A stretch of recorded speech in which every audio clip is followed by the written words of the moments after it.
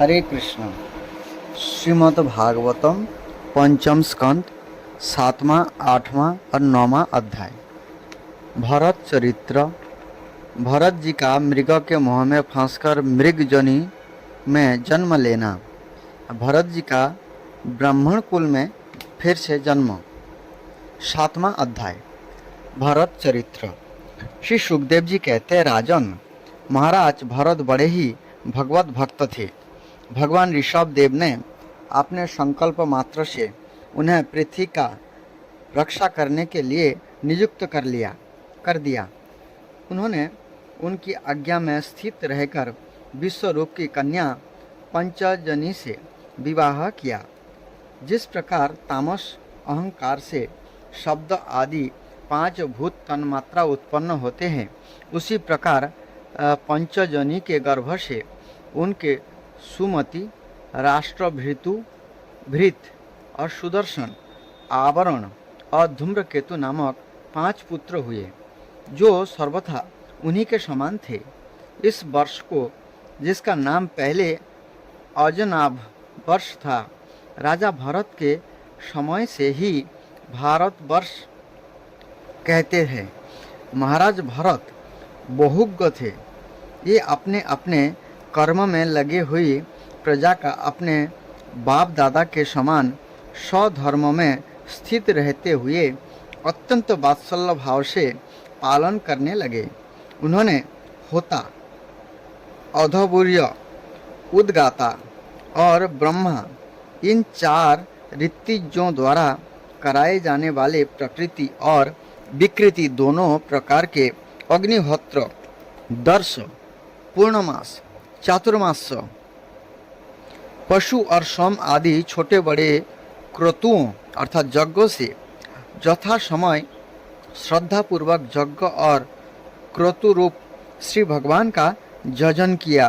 इस प्रकार अंग और क्रियाओं के सहित भिन्न भिन्न यज्ञ के अनुष्ठानों के समय जब अर्धयुगण आहुति देने के लिए हवि हाथ में लेते, तो जजमान भरत उस यज्ञ कर्म से होने वाले पुण्य रूप फल को यज्ञ पुरुष भगवान वासुदेव के अर्पण कर देते थे।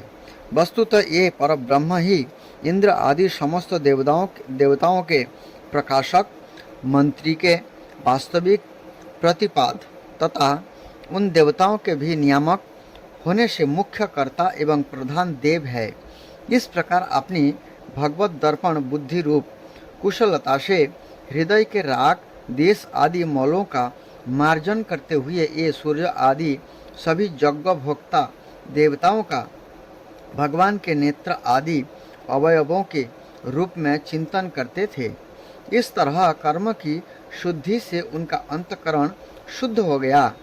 तब उन्हें अंतर्जामी रूप से विराजमान हृदय आकाश में ही अभिव्यक्त होने वाले ब्रह्म स्वरूप एवं महापुरुषों के लक्षणों से उपलक्षित भगवान वासुदेव में जो श्रीवत्स, कौस्तुभ, वनमाला, चक्र, शंख और गदा आदि से सुशोभित तथा नारद आदि निजजनों के हृदय में चित्र के समान निश्चल भाव से स्थित रहते हैं, दिन दिन वेग पूर्वक बढ़ने वाली उत्कृष्ट भक्ति प्राप्त हुई। इस प्रकार 1 करोड़ वर्ष निकल जाने पर उन्होंने राज्य भोग का प्रारंभ क्षीण हुआ जानकर अपनी भोगी हुई वंश परंपरागत संपत्ति को यथायोग्य पुत्र में बांट दिया। फिर अपने सर्वसम्मति संपन्न राजमहल से निकलकर ये पुलहाश्रम हरिहर क्षेत्र में चले आए। इस पुलहाश्रम में रहने वाले भक्तों पर भगवान का बड़ा ही वात्सल्य है। ये आज भी उनसे उनके इष्ट रूप में मिलते रहते हैं। यहाँ चक्र नदी अर्थात गंडकी नाम की प्रसिद्ध सरिता चक्राकार सालग्राम शिलाओं से, जिनके ऊपर नीचे दोनों ओर नाभि के समान चिन्ह होते हैं, सब ओर से ऋषियों के आश्रम को पवित्र करती रहती है। प्रकृति और प्रकृति भेद से अग्निहोत्र आदि क्रतु 2 प्रकार के होते हैं। संपूर्ण अंगों से युक्त क्रतुओं को प्रकृति कहते हैं और जिनमें सब अंग पूर्ण होते हैं, किसी न किसी अंग की कमी रहती है, उन्हें विकृति कहते हैं। तो इस प्रकार पुलस्त्य आश्रम में रहने वाले भक्तों पर भगवान का बड़ा ही वात्सल्य है। ये आज भी उनसे उनके इष्ट रूप में मिलते रहते हैं। यहाँ चक्र नदी गंडकी नाम की प्रसिद्ध सरिता चक्राकार शालिग्राम शिलाओं से, जिनके ऊपर नीचे दोनों ओर नाभि के समान चिन्ह होते हैं, सब ओर से ऋषियों के आश्रम को पवित्र करती रहती है। उस पुलस्त्य आश्रम में उपवन में एकांत स्थान में अकेले ही रहकर ये अनेक प्रकार के पत्र, पुष्प, तुलसी दल, जल और कंदमूल, फल आदि उपहारों से भगवान की आराधना करने लगे। इससे उनका अंतःकरण समस्त विषय अभिलाषाओं से निवृत्त होकर शांत हो गया और उन्हें परम आनंद प्राप्त हुआ। इस प्रकार जब ये नियम पूर्वक भगवान की परिचर्या करने लगे, तब उससे प्रेम का वेग बढ़ता गया, जिससे उनका हृदय द्रवीभूत होकर शांत हो गया। आनंद के प्रबल वेग से शरीर में रोमांच होने लगा तथा उत्कंठा के कारण नेत्र में प्रेम के आंसू उमड़ आए, जिससे उनकी दृष्टि रुक गई। अंत में जब अपने प्रियतम के अरुण चरणार बिंदों के ध्यान से भक्ति योग का आविर्भाव हुआ, तब परमानंद से सरोवर हृदय रूप गंभीर सरोवर में बुद्धि के डूब जाने से उन्हें इस नियम पूर्वक की जाने वाली भगवत पूजा का भी स्मरण ना रहा। इस प्रकार ये भगवत सेवा के नियमों में ही तत्पर रहते थे। शरीर पर कृष्ण मृग चर्म धारण करते थे तथा त्रिकाल स्नान के कारण भीगते रहने से उनके केस भूरी भूरी घुंघराली लौटों में परिणत हो गए थे, जिनसे ये बड़े ही सुहावना लगते थे। ये उदित हुए सूर्यमंडल में सूर्य संबंधिनी ऋचाओं द्वारा ज्योतिर्मय परम पुरुष भगवान नारायण की आराधना करते और इस प्रकार कहते: भगवान सूर्य का कर्म फलदायक तेज प्रकृति से परे है। उसी ने संकल्प द्वारा इस जगत की उत्पत्ति की है, फिर वही अंतर्जामी रूप से इसमें प्रविष्ट होकर अपने चित्त शक्ति द्वारा विषय लोलुप जीवों की रक्षा करता है। हम इसी बुद्धि प्रवर्तक तेज की शरण लेते हैं। 8वां अध्याय, भरत जी का मृग के मुंह में फांसकर मृग जनि में जन्म लेना। श्री सुखदेव जी कहते हैं, एक बार भरत जी गंडकी में स्नान कर नित्य नैमित्तिक तथा शौच आदि अन्य आवश्यक कृत्यों से निवृत्त हो प्रणव का जप करते हुए 3 मुहूर्त तक नदी की धारा के पास बैठे रहे। राजन, इसी समय एक हरिणी प्यास से व्याकुल हो जल पीने के लिए अकेली ही उस नदी के तीर पर आई। अभी वह जल पी ही रही थी कि पास ही गरजते हुए सिंह की लोक भयंकर दहाड़ सुनाई पड़ी। हरिण जाति तो स्वभाव से ही डरपोक होती है। यह पहले ही चौकन्नी होकर इधर उधर देखती जाती थी। अब जो ही उसके कान में यह भीषण शब्द पड़ा कि सिंह के डर के मारे उसका कलेजा धड़कने लगा और नेत्र कातर हो गए। प्यास अभी बुझी न थी, किंतु आग तो प्राणों पर आ बनी थी। इसीलिए उसने भयवश एकाएकी नदी पार करने के लिए छलांग मारी। उसके पेट में गर्भ था, अतः उछलते समय अत्यंत भय के कारण उसका गर्भ अपने स्थान से हटकर जोनीदार से निकलकर नदी के प्रवाह में गिर गया। यह कृष्ण मृग पत्नी अकस्मात गर्भ के गिर जाने, लंबी छलांग मारने तथा सिंह के डरी होने के कारण बहुत पीड़ित हो गई थी। अब अपने झुंड से भी उसका बिछो हो गया, इसलिए वह किसी गुफा में जा पड़ी और वही मर गई।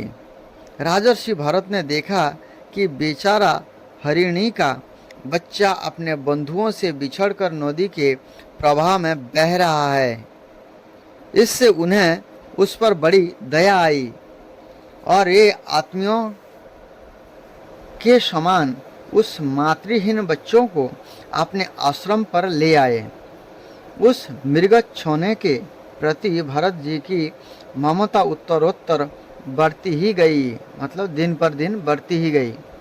ये नित्य उसके खाने पीने का प्रबंध करने, व्याघ्र आदि से बचाने, लाड़ लड़ाने और चुप करने आदि की चिंता में ही डूबे रहने लगे। आसक्ति कितना खतरनाक चीज़ है। इस कथा से, इस जीवन जो वास्तविक कथा है, इससे हमें जानने के लिए मिलता है। इसलिए आसक्त किसी के प्रति रहना नहीं चाहिए, केवल भगवान के प्रति ही हमें आसक्त रहने का प्रयास करना चाहिए। कुछ ही दिनों में उनके यम, नियम और भगवत पूजा आदि आवश्यक कृत्य एक एक करके छूटने लगे। भरत जी का सारे तपस्या धीरे धीरे खत्म हो रही है और अंत में सभी छूट गए।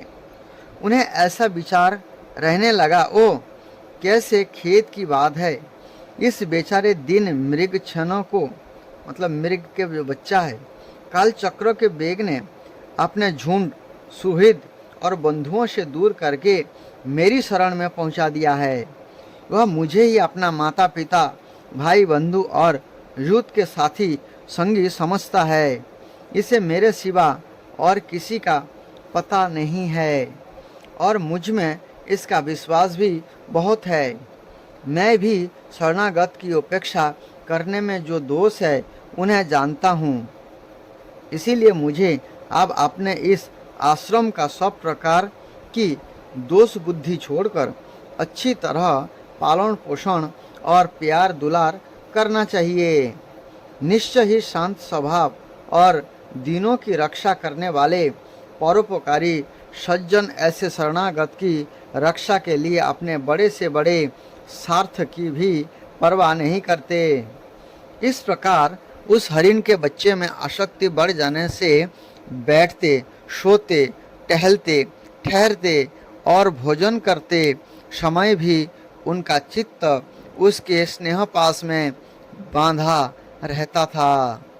जब उन्हें कुश, पुष्प, समिधा, पत्र और फल मूल आदि लाने होते तो ही वन में जाते।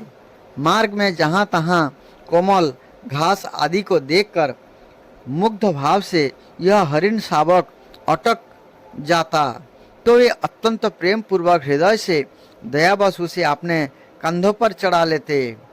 इसी प्रकार कभी गोद में लेकर और कभी छाती से लगाकर उसका दुलार करने में भी उन्हें बड़ा सुख मिलता।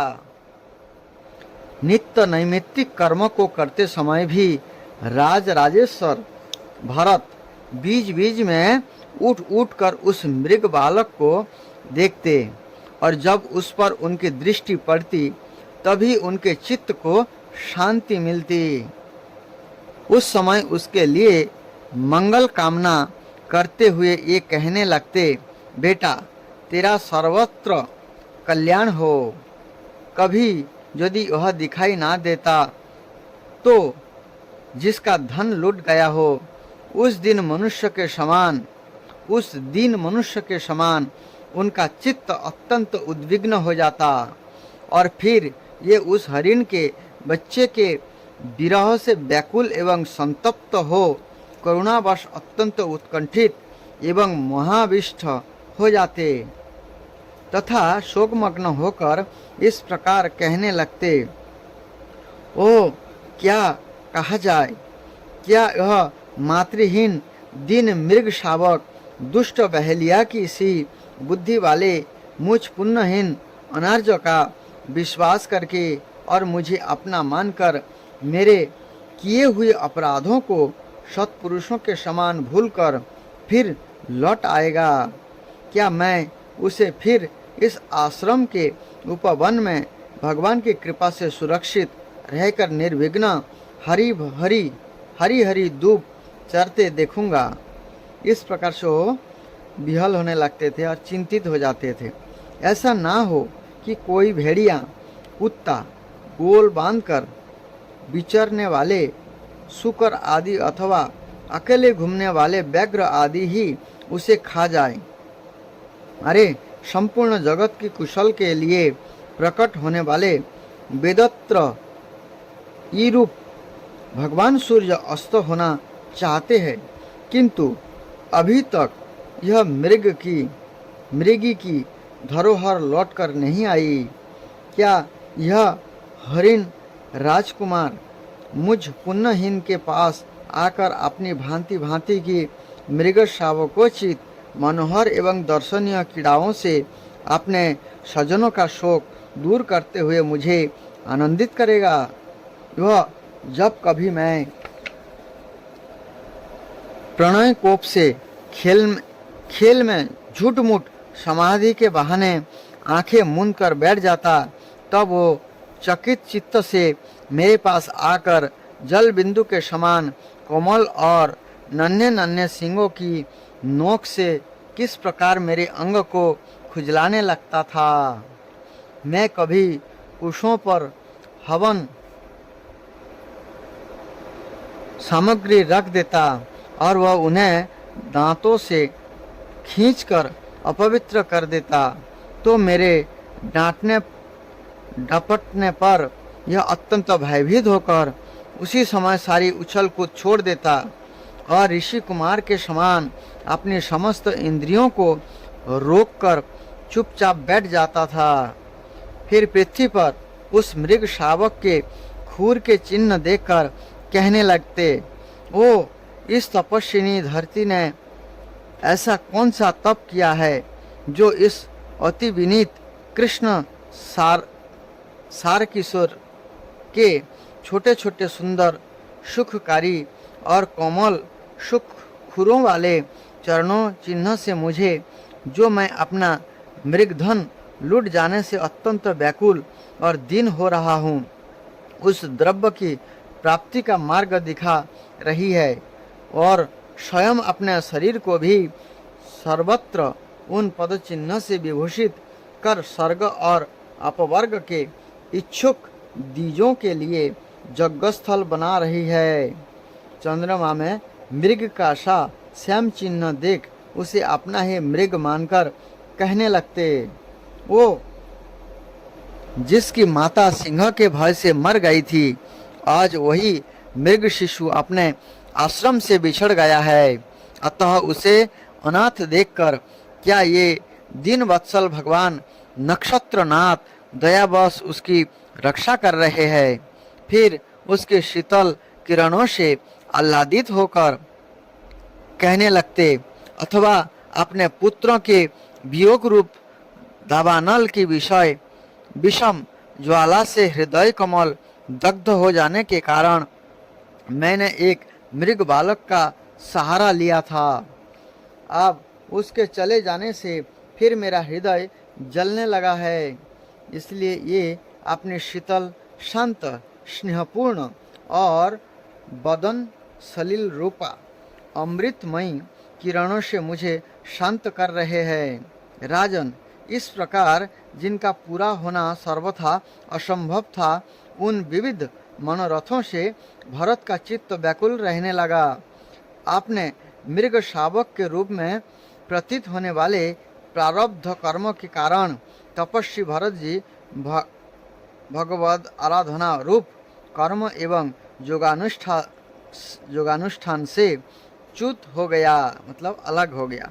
नहीं तो उन्होंने मोक्ष मार्ग में साक्षात विघ्न रूप समझकर अपने ही हृदय से उत्पन्न दुस्तज पुत्र आदि को भी त्याग दिया था।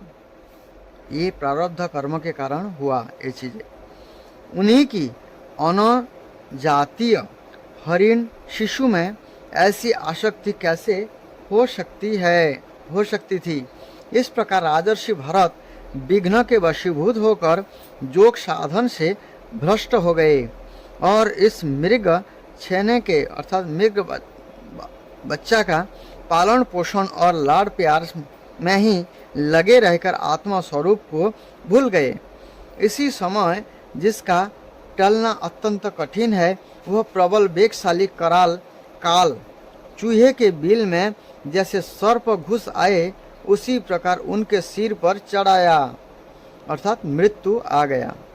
उस समय भी यह हरिण शावक उनके पास बैठा पुत्र के समान शोकातुर हो रहा था। ये उसे इस स्थिति में देख रहे थे और उनका चित्त उसी में लग रहा था। इस प्रकार की आसक्ति में ही मृग के साथ उनका शरीर भी छूट गया। तदंतर उन्हें अंतकाल की भावना के अनुसार अन्य साधारण पुरुषों के समान मृग शरीर ही मिला। भगवान कहते हैं भगवद गीता में, अंतकाले च मामे वस्मरण मुक्ता कलेवरम जो प्रयाति समत भावम जाति नास्त्र संशय। इसमें कोई संशय नहीं है, जो अंत समय में जिस भाव का चिंतन करेगा उसी भाव को प्राप्त होगा। यदि वो मेरा स्मरण करते शरीर छोड़ता है, वो निश्चित रूप से मुझे पाता है। इसलिए अंत समय में जो स्मरण होगा वही बनना पड़ता है। ये भरत जी के चरित्र में देखने के लिए मिला, साक्षात प्रमाण है। तो भरत जी को जो है मृग के चिंतन होने के कारण उन्हें मृग शरीर प्राप्त हुआ, किंतु उनकी साधना पूरी थी, इससे उनकी पूर्व जन्म की स्मृति नष्ट नहीं हुई। लेकिन इस एक साधारण व्यक्ति के लिए संभव नहीं है। वो बहुत तपस्वी थे, भगवत भक्त थे, इसलिए उनको पूर्व जन्म की स्मृति बनी रही। उस योनि में भी पूर्व जन्म की भगवत आराधना के प्रभाव से अपने मृग रूप होने का कारण जानकर ये अत्यंत पश्चाताप करते हुए कहने लगे। शास्त्र में उल्लेख आता है कि जिस भूमि में कृष्ण मृग विचरते हैं, यह अत्यंत पवित्र और यज्ञानुष्ठान के योग्य होती है। पूर्व जन्म की भगवत आराधना के प्रभाव से अपने मृग रूप होने का कारण जानकर ये अत्यंत पश्चाताप करते हुए कहने लगे, ओ बड़े खेद की बात है, मैं संयमशील सहानुभाव के मार्ग से पतित हो गया। देखिए कितना पश्चाताप कर रहे हैं। लेकिन एक साधारण व्यक्ति में ये पश्चाताप नहीं आते हैं, उनको इस प्रकार से अलग अलग जोनियों के हिसाब से कर्म फल भोगना पड़ता है। जैसे कई लोग घर में कुत्ता पालते, बिल्ली पालते, उसमें ज़्यादा आसक्त हो जाते हैं, तो अंत समय में उनका स्मरण है तो वो बनना पड़ेगा। इसलिए सावधान रहना चाहिए। मैंने तो धैर्य पूर्वक सब प्रकार की आसक्ति छोड़कर एकांत और पवित्र वन का आश्रय लिया था। यहाँ रहकर जिस चित्त को मैंने सर्वभूतात्मा श्री वासुदेव में निरंतर उन्हीं के गुणों का श्रवण, मनन और संकीर्तन करके तथा प्रत्येक पल को उन्हीं की आराधना और स्मरण आदि से सफल करके स्थिर भाव से पूर्णतया लगा दिया था, मुझ अज्ञानी का वही मन अकस्मात एक नन्हे से हरिण सेवक के पीछे अपने लक्ष्य से च्युत हो गया, मतलब हट गया। इस प्रकार मृग बने हुए राजर्षि भरत के हृदय में जो वैराग्य भावना जागृत हुई, उसे छिपाए रखकर उन्होंने अपनी माता मृग को त्याग दिया और अपनी जन्मभूमि कालंजर पर्वतों से वे फिर शांत स्वभाव मुनियों के प्रिय उसी सालग्राम तीर्थ में, जो भगवान का क्षेत्र है, पुलस्त्य और पुलह ऋषि के आश्रम पर चले आए। वहाँ रहकर भी एक काल की ही प्रतीक्षा करने लगे। आसक्ति से उन्हें बड़ा भय लगने लगा था। बस अकेले रहकर ये सूखे पत्ते, घास और झाड़ियों द्वारा निर्वाह करते। मृग जनी की प्राप्ति कराने वाले प्रारब्ध के क्षय की बात देखते रहे। अंत में उन्होंने अपने शरीर का आधा भाग गंडकी के जल में डुबाए रखकर उस मृग शरीर को छोड़ दिया। 9वां अध्याय, भरत जी का ब्राह्मण कुल में जन्म लेना। जब उन्होंने मृग शरीर को छोड़ दिया, श्री सुखदेव जी कहते, राजन, अंगिरस गोत्र में शम, दम, तप, स्वाध्याय, वेदाध्ययन, त्याग, अतिथि आदि को अन्न देना, संतोष, तितिक्षा, विनय, विधा अर्थात कर्म विधा, अनुसूया, दूसरों के गुणों में दोष ना ढूंढना, आत्मज्ञान, आत्मा के कर्तृत्व और भोक्तृत्व का ज्ञान एवं आनंद धर्म पालन जनित सुख, सभी गुणों से संपन्न एक श्रेष्ठ ब्राह्मण थे। उनकी बड़ी स्त्री से उनके समान विधा, शील, आचार, रूप और उदारता आदि गुणों वाले 9 पुत्र हुए तथा छोटी पत्नी से एक ही साथ एक पुत्र और एक कन्या का जन्म हुआ। इन दोनों में जो पुरुष था वो परम भागवत राजर्षि शिरोमणि भरत ही थे। ये मृग शरीर का परित्याग करके अंतिम जन्म में ब्राह्मण हुए थे, ऐसा महापुरुष का कथन है। इस जन्म में भी भगवान की कृपा से अपनी पूर्व जन्म परंपरा का स्मरण रहने के कारण ये इस आशंका की कहीं फिर कोई विघ्न उपस्थित ना हो जाए, अपने स्वजनों के संग से भी बहुत डरते थे। हर समय जिनका श्रवण, स्मरण और गुण कीर्तन सब प्रकार के कर्म बंधन को काट देता है, श्री भगवान के उन जुगल चरण कमलों को ही हृदय में धारण किए रहते तथा दूसरों की दृष्टि में अपने को पागल, मूर्ख, अंधे और बहरे के समान दिखाते। पिता का तो उनमें भी वैसा ही स्नेह था, इसलिए ब्राह्मण देवता ने अपने पागल पुत्र के भी शास्त्रानुसार समावर्तन पर्यंत विवाह से पूर्व के सभी संस्कार करने के विचार से उनका उपनयन संस्कार किया। यद्यपि ये चाहते नहीं थे तो भी पिता का कर्तव्य है कि पुत्र को शिक्षा दें। इस शास्त्र विधि के अनुसार उन्होंने इन्हें शौच, आचमन आदि आवश्यक कर्मों की शिक्षा दी, किंतु भरत जी तो पिता के सामने ही उनके उपदेश के विरुद्ध आचरण करने लगते थे। पिता चाहते थे कि वर्षा काल में इसे वेदाध्ययन आरंभ करा दूं, किंतु बसंत और ग्रीष्म ऋतु के चैत्र, वैशाख, ज्येष्ठ और आषाढ़ 4 महीने तक पढ़ाते रहने पर भी ये इन्हें व्याहृति और शिरोमंत्र प्रवण के सहित त्रिपदा गायत्री भी अच्छी तरह याद ना करा सका। ऐसा होने पर भी अपने इस पुत्र में उनका आत्मा के समान अनुराग था, इसलिए उसकी प्रवृत्ति ना होने पर भी ये पुत्र को अच्छी तरह शिक्षा देनी चाहिए। इस अनुचित आग्रह से उसे शौच, वेदाध्ययन, व्रत, नियम तथा गुरु और अग्नि की सेवा आदि ब्रह्मचर्य आश्रम के आवश्यक नियमों की शिक्षा देते ही रहे, किंतु अभी पुत्र को सुशिक्षित देखने का उनका मनोरथ पूरा ना हो पाया था और स्वयं भी भगवत भक्त जन रूप अपने मुख्य कर्तव्य से असावधान रहकर केवल घर के धंधों में ही व्यस्त थे कि सदा सजग रहने वाले काल भगवान ने आक्रमण करके उनका अंत कर दिया। तब उनकी छोटी भार्या अपने गर्भ से उत्पन्न हुए दोनों बालक अपने सौत को सौंपकर स्वयं सती होकर पति लोक को चली गई। भरत जी के भाई कर्मकांड को सबसे श्रेष्ठ समझते थे।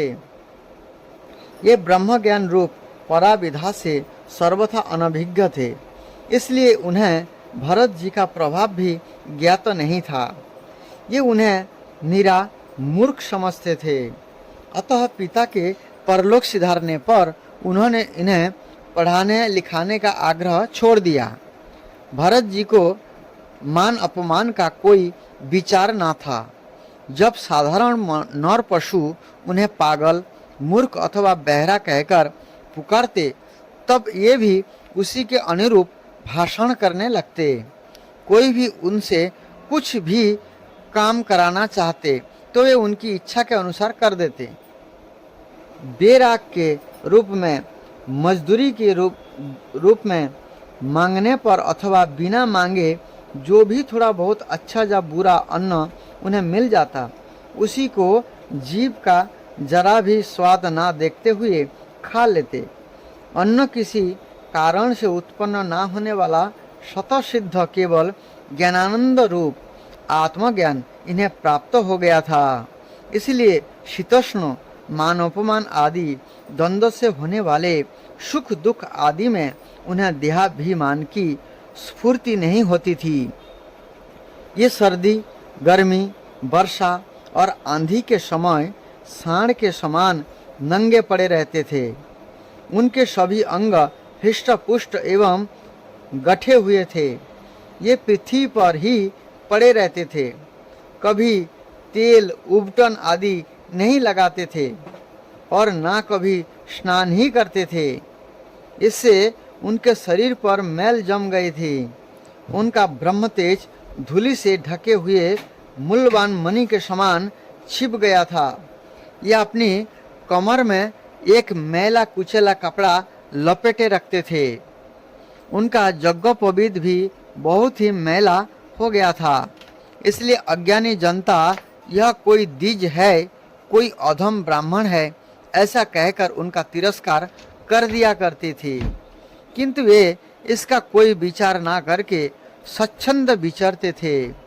दूसरों को मजदूरी करके पेट पालते देख जब उन्हें उनके भाइयों ने खेत की क्यारियां ठीक करने में लगा दिया, तब वे उस कार्य को भी करने लगे। परंतु उन्हें इस बात का कुछ भी ध्यान ना था कि उन कार्यों की भूमि समतल है या ऊंची नीची, अथवा वो छोटी है या बड़ी। उनके भाई इन्हें चावल की कनी, खली, भूसी, भुने हुए उड़द अथवा बर्तनों में लगी हुई जले अन्न को खुरचन जो कुछ भी दे देते, उसी को ये अमृत के समान खा लेते थे। किसी समय डाकुओं के सरदार ने उसके सामंत शूद्र जाति के थे पुत्र की कामना से भद्रकाल को मनुष्य की बलि देने का संकल्प किया। उसने जो पुरुष पशु बलि देने के लिए पकड़ मंगाया था, वो दैववश उसके फंदे से निकलकर भाग गया।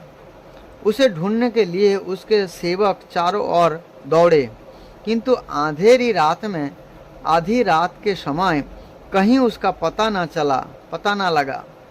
इसी समय दैवयोग से अकस्मात उनकी दृष्टि इन अंगीर सगोत्रीय ब्राह्मण कुमार पर पड़ी, जो वीरासनों से बैठे हुए मृग, बराह आदि जीवों से खेतों की रखवाली कर रहे थे। उन्होंने देखा कि यह पशु तो बड़े अच्छे लक्षण वाला है, इससे हमारा स्वामी का कार्य अवश्य सिद्ध हो जाएगा।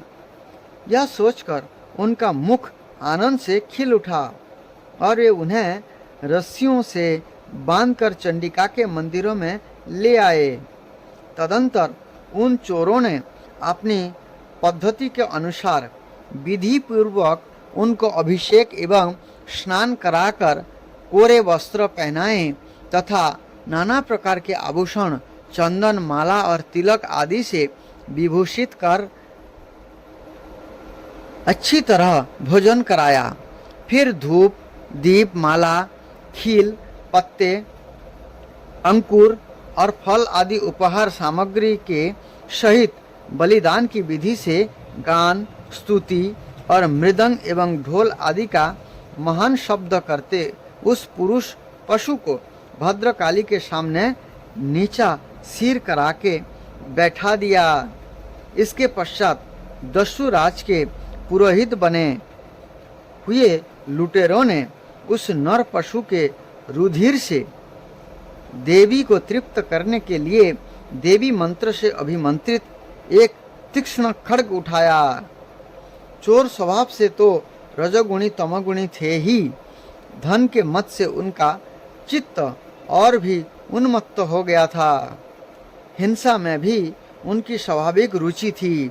इस समय तो ये भगवान के अंश स्वरूप ब्राह्मण कुल का तिरस्कार करके स्वच्छंदता से कुमार्ग की ओर बढ़ रहे थे। आपत्ति काल में भी जिस सिंह का अनुमोदन किया गया है, उसमें भी ब्राह्मण वध का सर्वथा निषेध है।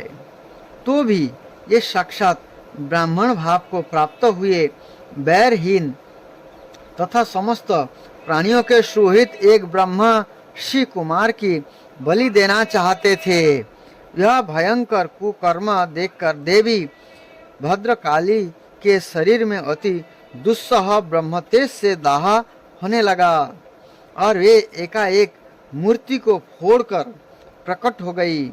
अत्यंत असहनशीलता और क्रोध के कारण उनकी भौहें चढ़ी हुई थी तथा कराल दाढ़ों और चढ़ी हुई लाल आंखों के कारण उनका चेहरा बड़ा भयानक जान पड़ता था। काली देवी का उनके उस विकराल रोष को देखकर ऐसा जान पड़ता था मानो ये इस संसार का संहार कर डालेंगी।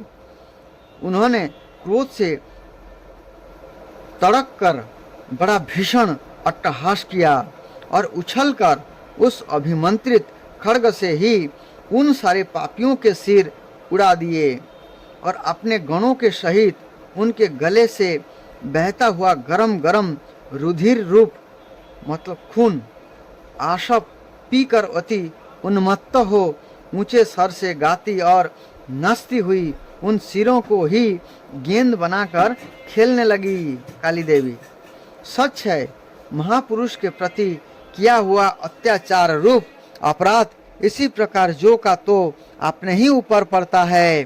परीक्षित, जिनकी देहाभिमान रूप सुदृढ़ हृदय ग्रंथि छूट गई है, जो समस्त प्राणियों के सुहृद एवं आत्मा तथा बैरहीन है, साक्षात भगवान ही भद्रकाली आदि भिन्न भिन्न रूप धारण करके अपने कभी ना चुकने वाले कालचक्र रूप श्रेष्ठ शास्त्र के जिनकी रक्षा करते हैं और जिन्होंने भगवान के निर्भय चरण कमलों का आश्रय ले रखा है, उन भगवत भक्त परमहंस के लिए अपना सिर काटने का अवसर आने पर भी किसी प्रकार व्याकुल ना होना, यह कोई बड़े आश्चर्य की बात नहीं है। इस प्रकार से महाराज भरत की कथा है। हरे कृष्ण।